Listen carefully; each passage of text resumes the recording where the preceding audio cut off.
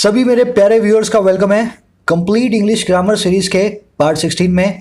इस सीरीज को मैं हर वीक लेकर के आता हूं इस वादे के साथ एसएससी और बैंक की प्रिपरेशन के लिए आपको कभी किसी ग्रामर बुक को खोलना नहीं है, किसी भी पेड कोर्स को या फ्री कोर्स को कभी ज्वाइन करना नहीं है। मैं शुरू से लास्ट तक इस सीरीज को चला रहा हूँ पूरे लॉजिक के साथ।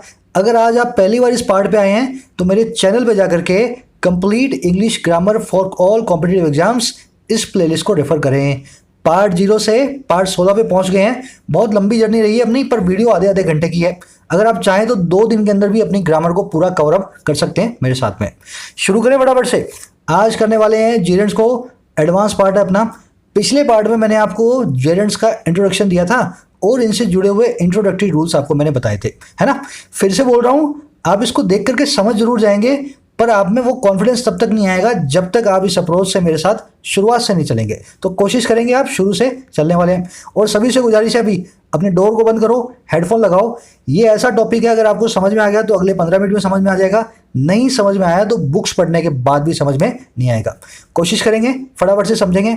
चलो थोड़ा सा वार्म अप कर लेते हैं। मैंने आपको पिछले पार्ट में बताया वर्ब के आईएनजी फॉर्म है ना, बहुत ढीले कैरेक्टर की है। इसके 3 कैरेक्टर होते हैं। पहला कैरेक्टर होता है इसका मेन वर्ब का, दूसरा कैरेक्टर होता है इसका एडजेक्टिव का, तीसरा कैरेक्टर होता है इसका नाउन का। याद आ रहा है ना थोड़ा थोड़ा? 3 तरह के काम ये कर देती है। अब किसी ने मुझसे पूछा सर ये कैसे पता लगेगा हमें तीनों में से कौन सा कैरेक्टर इसने ले रखा है? बहुत सिंपल है। अगर ये बी फैमिली की वर्ब्स के बाद आ रही है, किसी भी बी फैमिली की वर्ब के बाद आ रही है, तो कंटिन्यूअस टेंस में मेन वर्ब बन जाएगी, है ना। He is going, she is playing, they are eating. अच्छा, अगर ये नाउन की जगह आ रही है, नाउन के काम होते हैं सब्जेक्ट बनना, वर्ब का ऑब्जेक्ट बनना और प्रेपोजिशन का ऑब्जेक्ट बनना।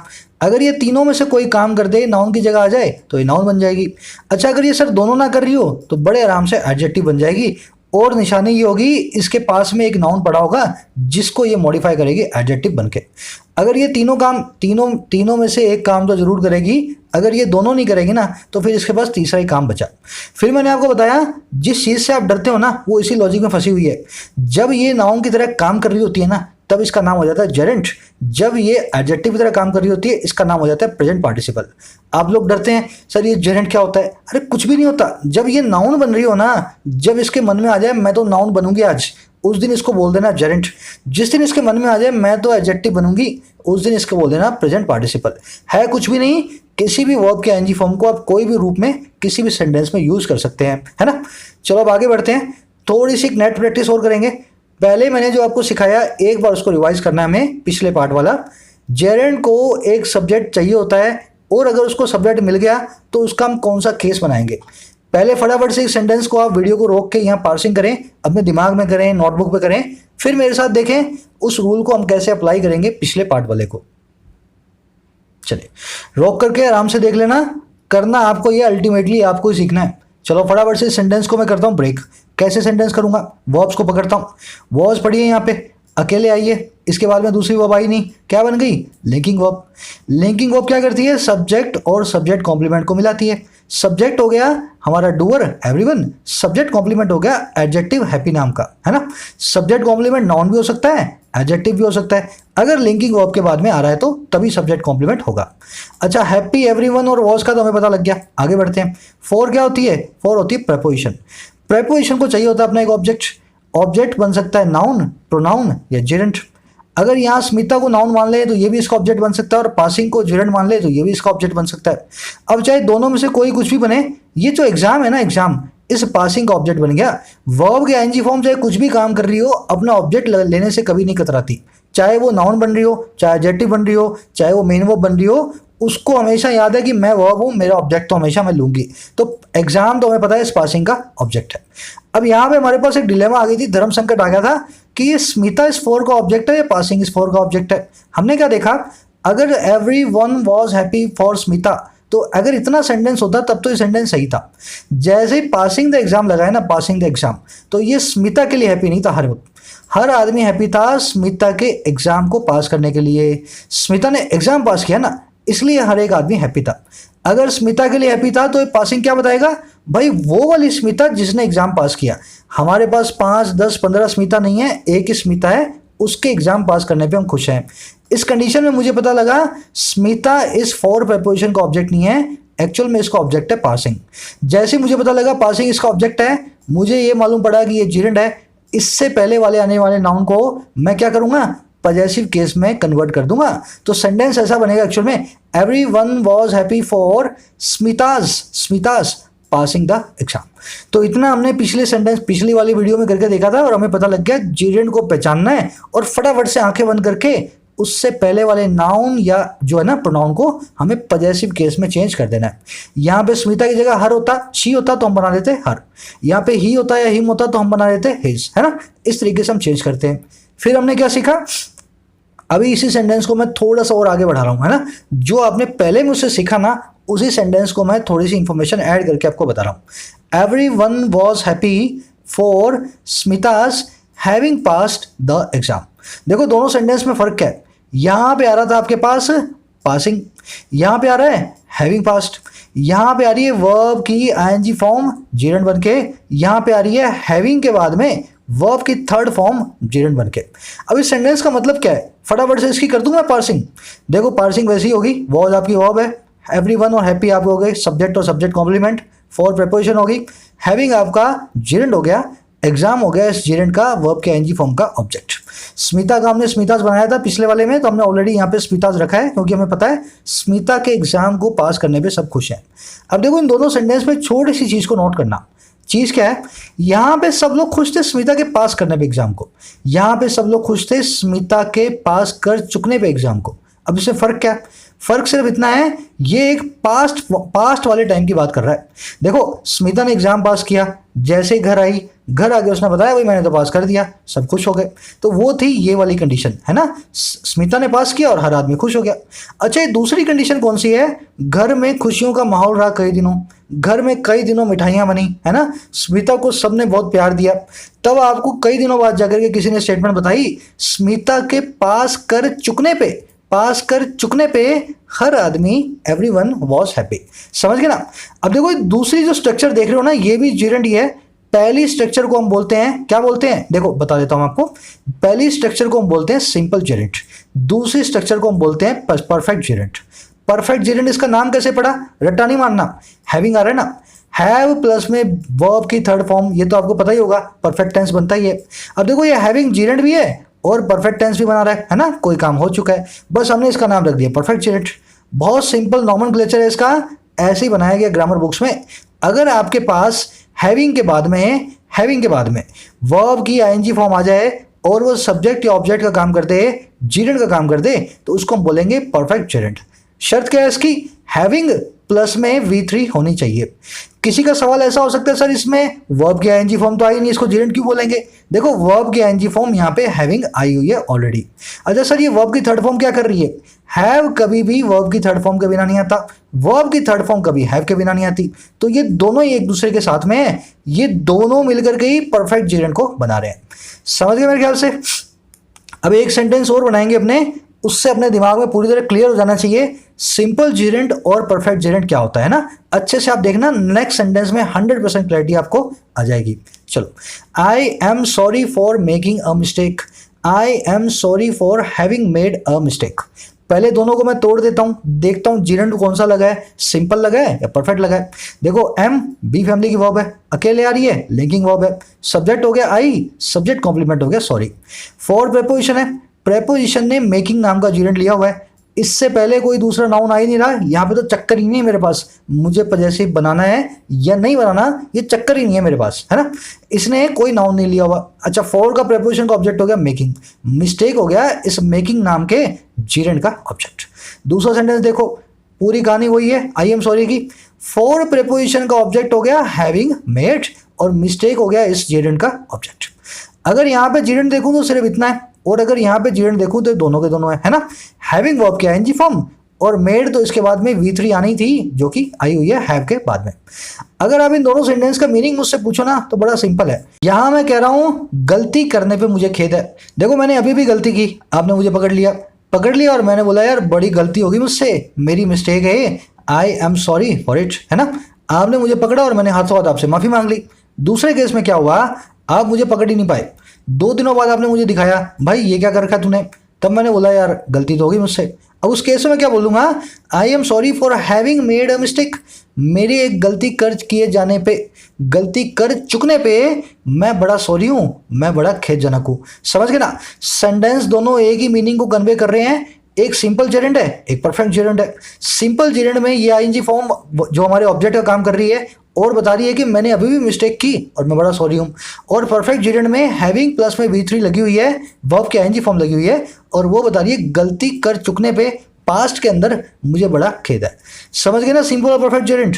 अब मैं आपको तैयार कर रहा हूँ एक बहुत ही कूल कॉन्सेप्ट के लिए, है ना, डैंगलिंग मॉडिफायर बोलते हैं इसको। आपको ये है ना वहाँ बड़े काम आएगा, कहाँ पे, जो अपने एडजेक्टिव की वीडियोस आएगी ना इसके बाद पार्टिसिपल्स की, तो यहाँ पे आपका बेसिक तैयार हो जाएगा। इसको ही अपने पार्टिसिपल्स में लगाएंगे। फटाफट देखो हुआ क्या, यहाँ पे कोई सब्जेक्ट नहीं आ रहा जेरेंड का, है ना। आई एम सॉरी फॉर, मान लो मेरे बच्चे की मिस्टेक होती तो मैं लिखता माई सन्स मेकिंग अ मिस्टेक, है ना, पर मैंने क्या लिखा, फॉर मेकिंग अ मिस्टेक। अब इसका मतलब क्या हुआ, अगर जेरेंड से पहले कोई सब्जेक्ट ना आ रहा हो तो हमारे सेंटेंस का सब्जेक्ट ही इस जेरेंड का सब्जेक्ट है। अब ये किसकी मिस्टेक की बात हो रही है, मेरी बात हो रही है ना। अगर कमला की होती, अगर राम की होती, अगर रामू की होती, अगर मेरे बेटे की होती, अगर मेरी बेटी की होती, तो मैं उसका नाम लिखता है यहाँ पे।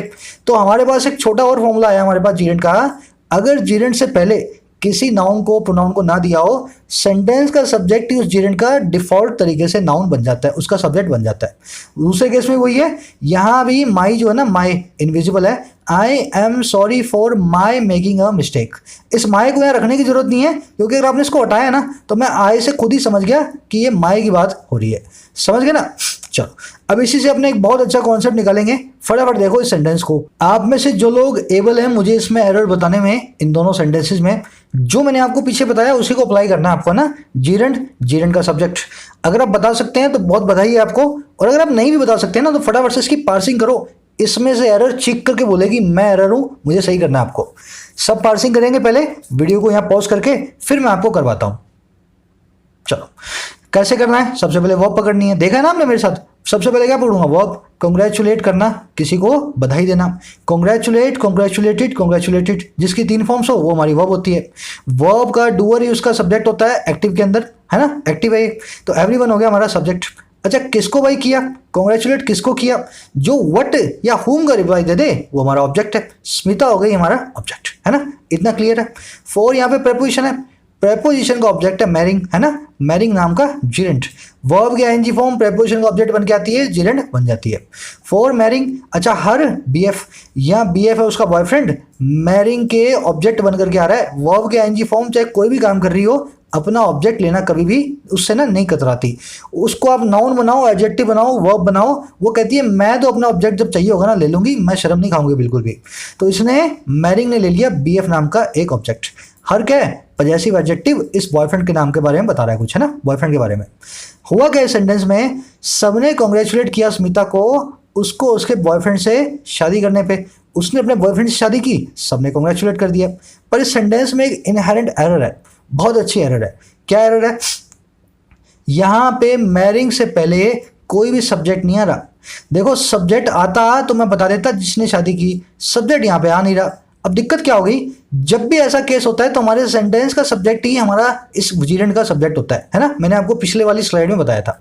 अगर टेक्निकली सेंटेंस को देखूं ना तो ये मैरिंग जो किया ना, मैरी करने का काम, शादी करने का काम, ये एवरीवन ने किया।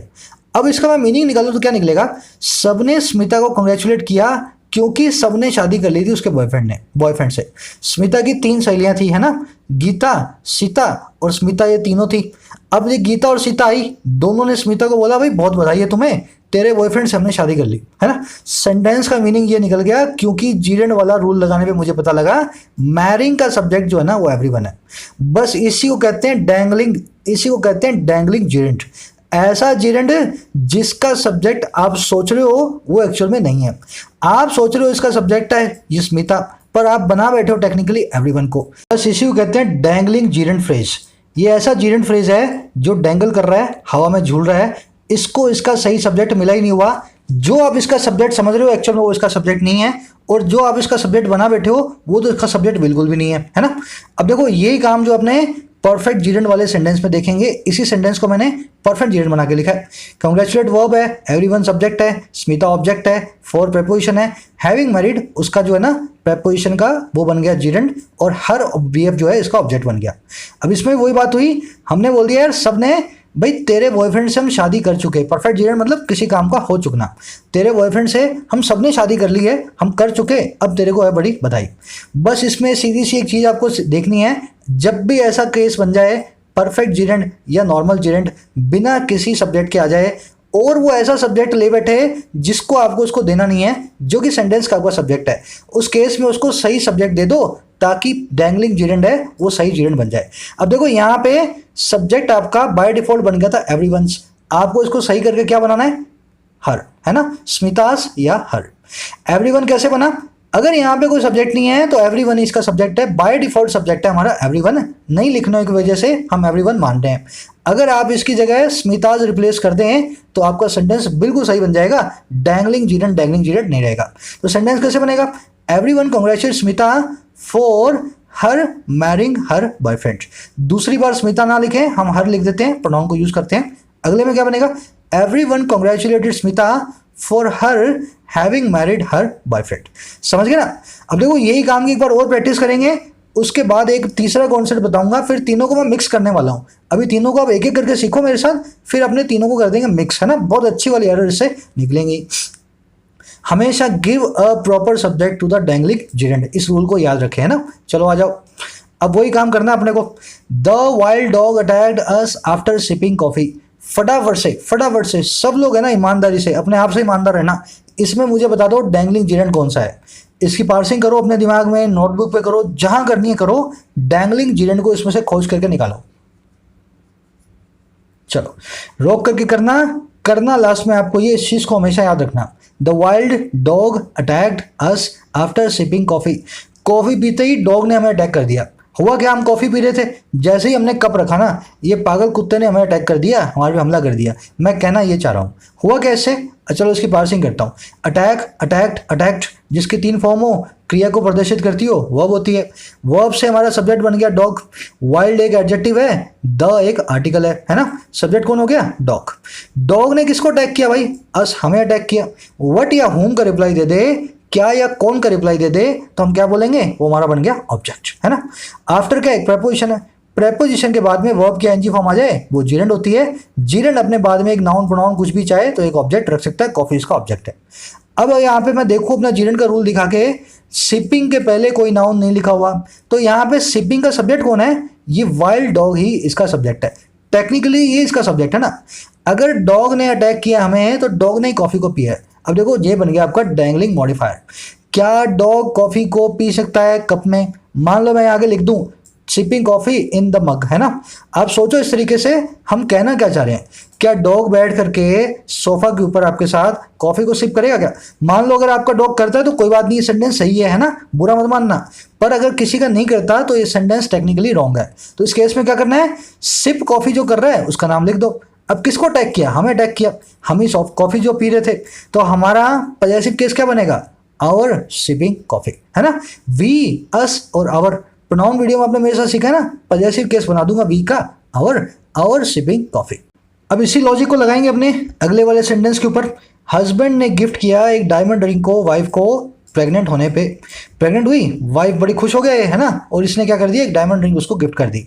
फटाफट क्या करना है, सेंटेंस की पार्सिंग करनी है। इस सेंटेंस को अगर आप पार्स करके अभी मुझे बता दो ना, तो ये कॉन्सेप्ट आपने सीख लिया मेरे साथ, ध्यान रखना इस चीज़ को। अगर इसमें डैंगलिंग जीरेंड आप मुझे लॉजिक के साथ बता दो तो हुआ क्या, हस्बैंड गिफ्टेड, गिफ्ट हो गई हमारी वर्ब, गिफ्ट करने वाला कौन है, हस्बैंड, सब्जेक्ट हो गया। अभी क्या गिफ्ट किया, डायमंड रिंग, ये हो गया हमारा ऑब्जेक्ट। जो व्हाट का रिप्लाई दे दे, होम का रिप्लाई दे दे, ऑब्जेक्ट हो जाता है। टू प्रेपोजिशन है, अब टू प्रेपोजिशन का ऑब्जेक्ट है वाइफ, है ना। गिफ्ट किसको किया, वाइफ को। ऑन क्या प्रेपोजिशन है, प्रेपोजिशन का ऑब्जेक्ट हो गया बीइंग, जैसे ही बीइंग इसका ऑब्जेक्ट बना हमारा जीरेंड बन गया। प्रेग्नेंट क्या है, एक एडजेक्टिव है।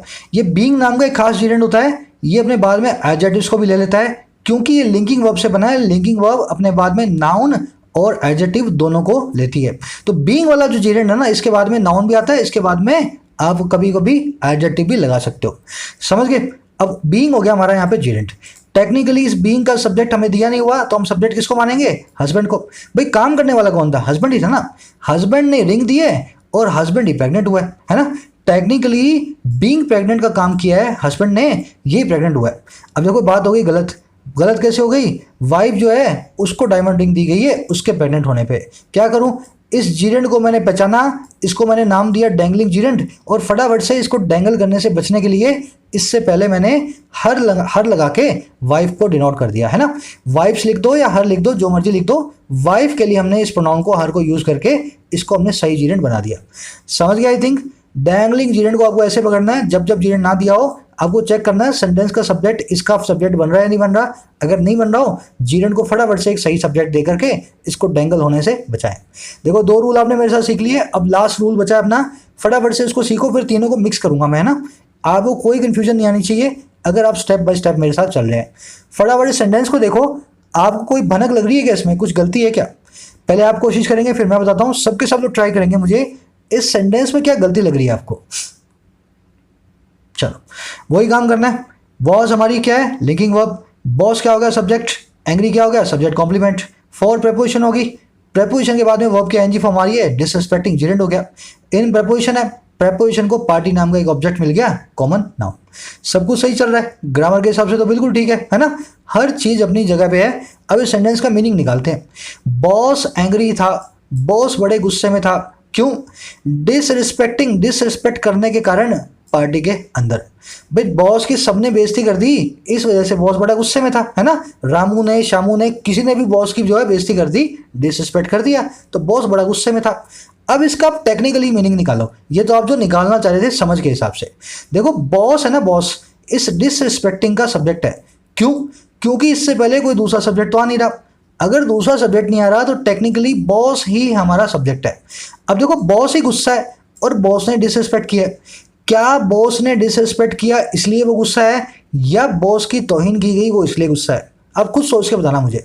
बॉस इसलिए गुस्सा होगा क्योंकि उसने किसी की तौहीन की है, किसी का मजाक बनाया, या बॉस का मजाक बनाया गया था इसलिए वो गुस्सा है?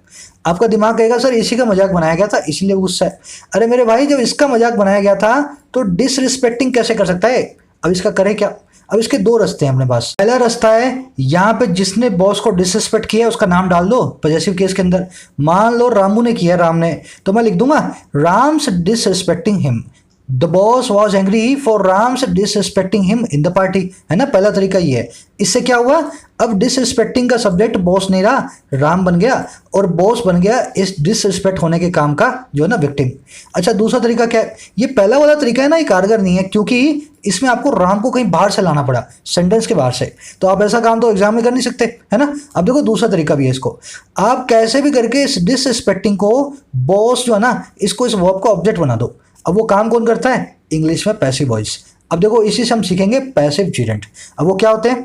अगर आप यहाँ पे बीइंग डिसरिस्पेक्टेड लिख दो ना, बीइंग प्लस में इस जो आईएनजी फॉर्म को V3 में चेंज कर दो, तो ये बन जाएगा पैसिव जीरेंट। और इसका बनेगा कैसे sentence? The boss was angry for being disrespected in the party. इससे क्या बन गया? इससे बन गया बॉस जो है ना, बॉस जो है बॉस, वो इस बीइंग डिसरिस्पेक्टेड का ऑब्जेक्ट है। अब इसने डिसरिस्पेक्ट नहीं किया किसी को, इसको डिसरिस्पेक्ट किया गया। पैसिव वॉइस की वीडियो आपने मेरे साथ देखी है, अगर आपने नहीं देखी है तो आप इसको समझ नहीं पाएंगे। पैसिव वॉइस का यही काम होता है, सेंटेंस के सब्जेक्ट को सेंटेंस के एक्शन का रिसीवर बनाना। वर्ब के आईएनजी फॉर्म बीइंग के बाद में वर्ब की थर्ड फॉर्म हमने लगाई है। रूल अभी भी वही चल रहे हैं, बस ये वर्ब के आईएनजी फॉर्म जो है ना, फॉर प्रेपोजिशन का ऑब्जेक्ट भी है। समझ गए मेरी बात को? तो boss was angry for being disrespected in the party, passive gerund बोलेंगे इसको। बॉस बड़ा गुस्सा था पार्टी में जो ना डिसरिस्पेक्ट किए जाने पे, पार्टी में अपनी तौहीन होने पे। अब देखो तीनों कॉन्सेप्ट्स को मैं मिक्स करने वाला हूं। आपने जो तीनों कॉन्सेप्ट मेरे साथ सीखे, एक्चुअल में कॉन्सेप्ट ये एक ही है। आपको जीरेंट का सब्जेक्ट पकड़ लेना है, सब चीजें उसमें से निकल करके आ जाएंगी। जैसे ही आप सब्जेक्ट पकड़ोगे, पहली चीज ये निकल करके आएगी, कहीं वो सब्जेक्ट पॉजेसिव केस के बिना तो नहीं पड़ा। जैसे ही आप सब्जेक्ट पकड़ोगे, दूसरी चीज ये निकल करके आएगी, कहीं वो जीरेंट डैंगलिंग जीरेंट तो नहीं है। और जैसे ही सब्जेक्ट पकड़ोगे, तीसरी चीज ये निकल करके आएगी, कहीं सब्जेक्ट को रिसीवर तो नहीं बनाना एक्शन का, कहीं पैसिव जीरेंट की जरूरत तो नहीं है। तो बस फॉर्मूला एक ही है, काम 3 तरीके से कर रहा है। अब चलो आगे बढ़ते हैं। पैसिव जेरेंट आपने मेरे साथ देख लिया ना। अब एक सेंटेंस और देखते हैं, इसको देख करके आपको क्लैरिटी आ जाएगी। Old man complained of fooling by the company. Old man ने कंप्लेन किया कंपनी से फूल हो जाने का। फूल करना मतलब किसी को पागल बनाना। तो ओल्ड मैन ने कंप्लेन किया भाई कंपनी ने हमें फूल किया है, कंपनी ने मुझे पागल बनाया है, इस बारे में उसने जो है अपनी कंप्लेंट रखी। अब इस सेंटेंस को फटाफट पास कर रहा हूं आपके सामने, आप खुद भी पास करके देख सकते हैं। कंप्लेन कंप्लेंट कंप्लेंट वर्ब की थर्ड फॉर्म होती है, जिसकी 3 फॉर्म वर्ब हो गई आपकी। अच्छा किसने की भाई? ओल्ड मैन ने। ओल्ड आपका एडजेक्टिव है, द आर्टिकल है, मैन क्या है आपका? सब्जेक्ट। अच्छा भाई कंप्लेंट वर्ब के बाद में कोई दूसरा नाउन नहीं आ रहा तो इसका कोई ऑब्जेक्ट नहीं है, बिना ऑब्जेक्ट की ये वर्ब है। ऑफ प्रेपोजिशन है, प्रेपोजिशन अपना एक ऑब्जेक्ट लेगी फूलिंग नाम का। बाय प्रेपोजिशन है, इसने अपना ऑब्जेक्ट ले लिया कंपनी नाम का, है ना। फूलिंग एक जीरेंड है, कंपनी एक जो है नाउन है। सेंटेंस में गलती क्या है, कैसे पकड़ूंगा? इस फूलिंग का सब्जेक्ट पकड़ने की कोशिश करो, कौन होगा? बाय डिफॉल्ट यहाँ पे कोई सब्जेक्ट नहीं देने की वजह से ओल्ड मैन इसका सब्जेक्ट है। अब इसका टेक्निकली इसका मीनिंग निकालो, क्या बोला? ओल्ड मैन ने कंप्लेन किया क्योंकि उसने फूल किया था कंपनी के द्वारा। भाई कंपनी ने उसको फूल किया या ओल्ड मैन ने कंपनी को फूल किया है? भाई कंपनी ने ओल्ड मैन को फूल किया है, इसीलिए तो बेचारा कंप्लेन करने गया था, है ना। इसने थोड़े ना फूल किया है। अगर इस सेंटेंस को देखो तो टेक्निकली इसी ने पागल बनाया कंपनी को, और बाय से तो इसका और मामला बिगड़ गया। फूलिंग के बाद में सीधे सीधे कंपनी लिखता, complaint of fooling the company. Police के पास गया, बोले मेरी कंप्लेन दर्ज करो, मैं ओल्ड मैन हूँ, कंपनी को मैंने पागल बना दिया, मेरी कंप्लेन को आप दर्ज करो, है ना। ऐसा केस नहीं है भाई, यहाँ पे फूलिंग को, इस ओल्ड मैन को इस फूलिंग का ऑब्जेक्ट बनाना है। ये काम करेगा पैसिव जेरेंट। कैसे करूंगा? बीइंग प्लस में फूलिंग की थर्ड फॉर्म फूल्ड, है ना। कैसे बनाऊंगा इसको? The old man complained of being fooled by the company. तो आपने तीसरा रूल मेरे साथ पकड़ा, आपको हमेशा चेक करना है जो जीरेंड है कहीं उसकी पैसिव की जरूरत तो नहीं है आपको, या कहीं वो एक्टिव जो पैसिव में पड़ा है कहीं आपको उसकी एक्टिव में जरूरत तो नहीं। चलो आगे बढ़ते हैं फटाफट से। अब आपको क्या करना है, समरी दिखा रहा हूं मैं फटाफट से तीनों कॉन्सेप्ट की। इस समरी को आप देखो, फिर 5 क्वेश्चन हम सॉल्व करेंगे, उसके बाद आपके लिए आज का क्विज है ना। फटाफट समरी को आप देखेंगे। पहला केस कहता था having plus V3 perfect Geraint बनेगा। कैसे बनेगा? नॉर्मल जेरेंट होता है she remembers going to the USA, उसको याद है अभी भी USA जो गई थी, है ना, रिमेंबर है उसको। और जेरेंट बन जाएगा परफेक्ट तब बनेगा she remembers having gone to USA। भाई वो जा चुकी है, वो इस चीज़ को आज भी रिमेंबर करती है। पहले केस में वो जब जा रही थी ना उसको वो नज़ारा याद है, दूसरे केस में उसको सारी मेमोरीज याद है, कैसे में गई कैसे में आई, है ना। इसमें उसको याद है वो फ्लाइट में कैसे बैठ रही थी, फ्लाइट के बाहर उसने क्या देखा, इसमें उसको याद है उसने USA में क्या क्या देख करके वो आई। समझ गए ना, पास में। और एक जो है बिल्कुल सिंपल जेरेंट है। दूसरा था डैंगलिंग, जो है आपको जेरेंट को एक ऑब्जेक्ट देना है। Everyone congratulated Smita for marrying her boyfriend में हमें पता लगा सबने बॉयफ्रेंड से शादी नहीं की है, एक्चुअल में स्मिता ने शादी की है, तो हमने यहाँ पे हर नाम के जो है ना पजेसिव एडजेक्टिव को ऐड किया। तीसरा मैंने बताया आपको, आपने देखा कि फूलिंग नाम का जो ये जेरेंट है इसका सब्जेक्ट ओल्ड मैन बन रहा था, आपको इसको सब्जेक्ट नहीं बल्कि ऑब्जेक्ट बनाना है। तो आप क्या करोगे, फूलिंग को पैसिव में बदल दोगे। ये जेरेंट अब इसके ऊपर काम हो गया, काम कर रहा है ओल्ड मैन के ऊपर। ओल्ड मैन जो है फूल किया गया कंपनी के द्वारा, इसकी उसने कंप्लेन की। अब बस यही जो सब आपने मेरे साथ सीखा है ना, फटाफट से इनको क्वेश्चंस के ऊपर अप्लाई करते हैं, एग्जाम रियल लाइफ क्वेश्चंस के ऊपर। रेडी हैं सभी लोग? चलो क्वेश्चन नंबर 1 है, पहले आप कोशिश करेंगे। 4 ऑप्शंस भी दे रहा हूं मैं आपको, आप मुझे बताएंगे चारों में से रखना मुझे अटैक ही यहाँ पे ना, अटैक की कौन सी फॉर्म में रखूंगा, किस तरीके से मुझे रखना है। चलो मीनिंग से चलते हैं, पार्सिंग आप खुद करके देखेंगे। दे आर अफ्रेड, वो बड़े अफ्रेड हैं, बहुत डरे हुए हैं। अच्छा किस चीज़ के भाई? कह रहे बिकॉज क्योंकि उनका विलेज जो है ना नियर है बॉर्डर के, तो वो डरे हुए हैं अटैक से, है ना। उनको लगता है बॉर्डर के नज़दीक है हम, चाइना कभी भी अटैक कर देगा। तो they are afraid of something. Attack नाम की वर्ब को हमें 4 तरीके से यूज़ करना है।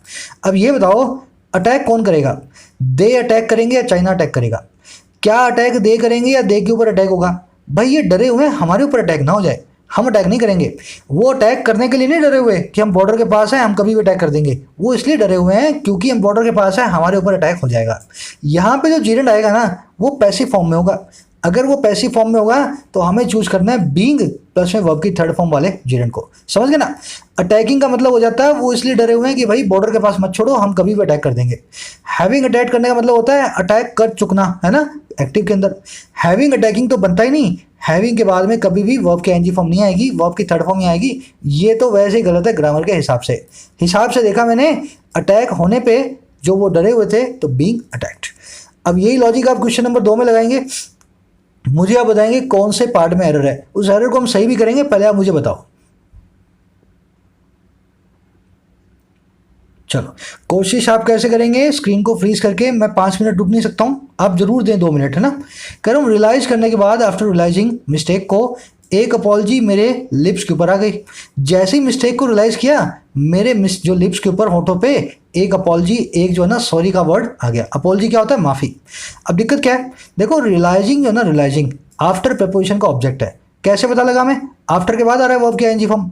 अच्छा, इसके बाद कोई पहले कोई सब्जेक्ट तो आ नहीं रहा, तो सब्जेक्ट कौन होगा, जो हमारे इस क्लॉज का सब्जेक्ट है। देखो, apology came on my lips, apology subject, came verb.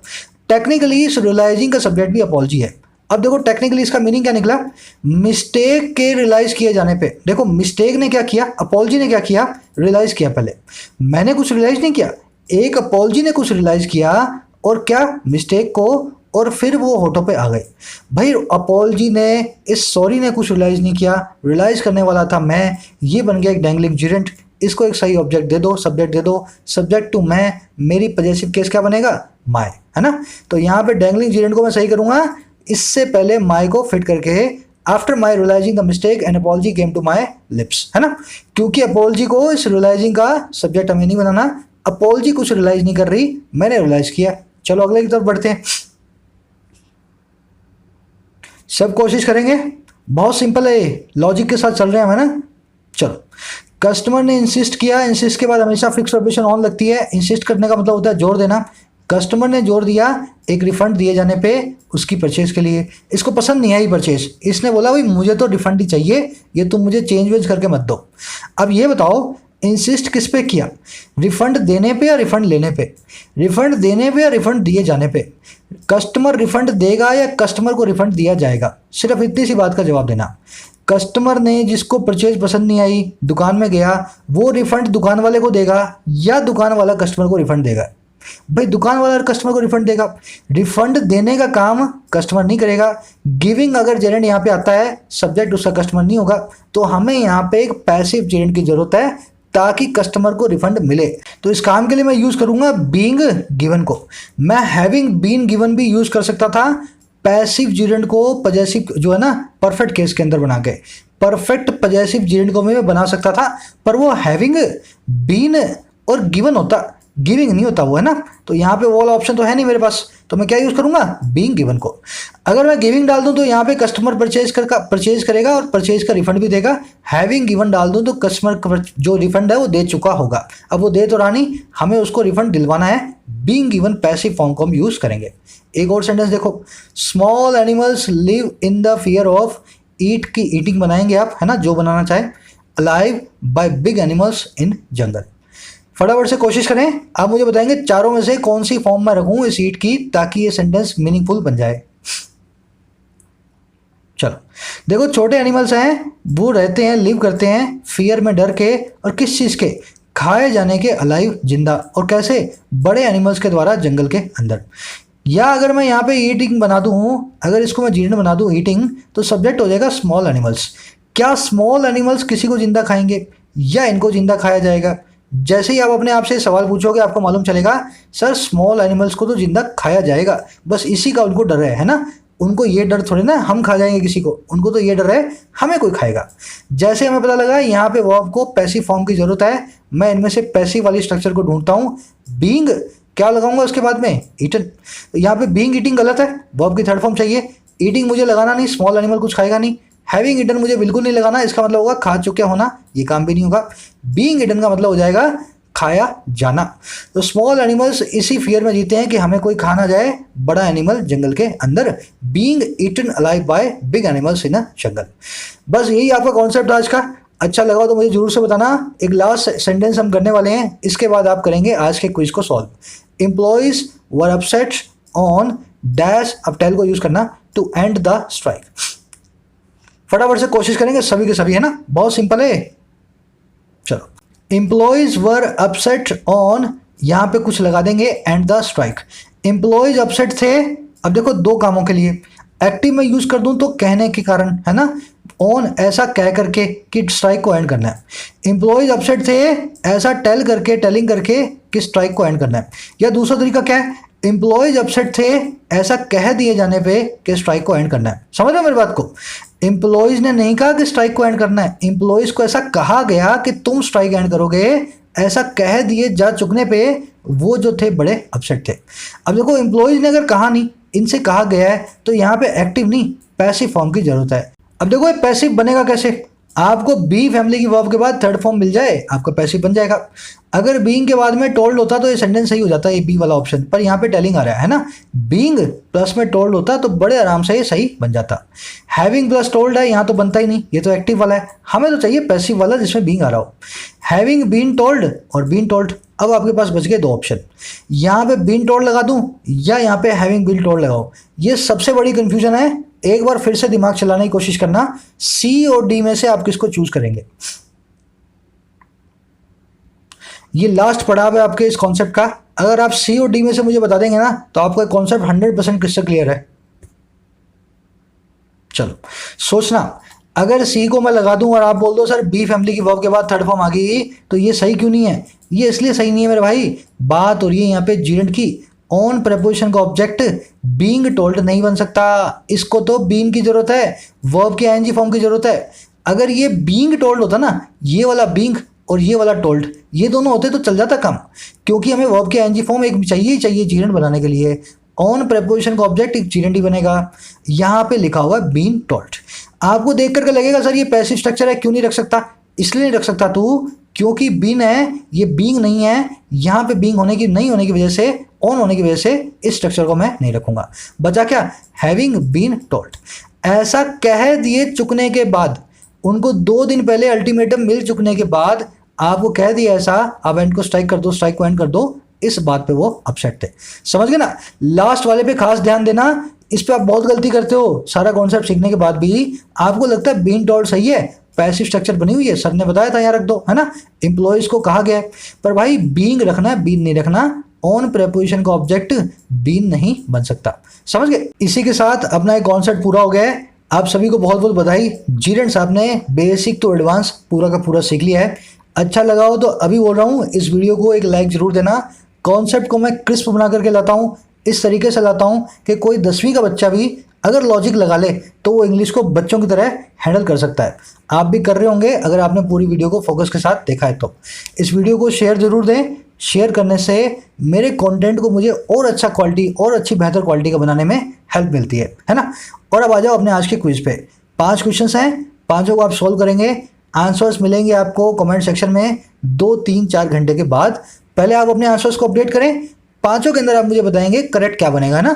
Dangling modifier है, जीएन का सही सब्जेक्ट नहीं बना हुआ, या कहीं पे पैसिव नहीं बना हुआ, एक्टिव बना हुआ है, तीनों चीज़ों को आपको चेक करना है। इजाज़त दें मुझे अगली वीडियो तक के लिए। Signing out.